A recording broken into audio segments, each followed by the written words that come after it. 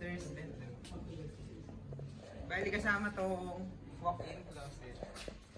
And yung design ng ano niya, CR, for PWD friendly. Kasi malawak siya.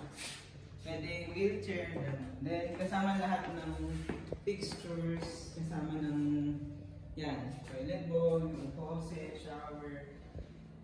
Kasi sa other developer wala, hindi siya fully furnished. Actually ito almost fully furnished. Ang wala lang talaga mga furniture.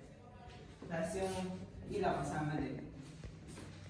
Then ito, design din niya for PWD. Kaya mababa siya.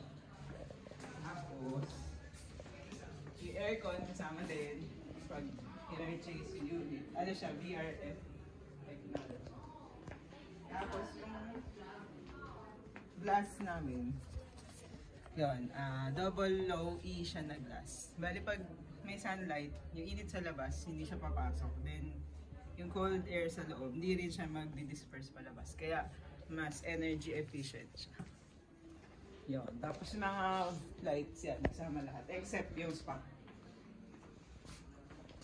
Ayun. Tapos ito na rin yung pinaka-flooring. Tapos ito,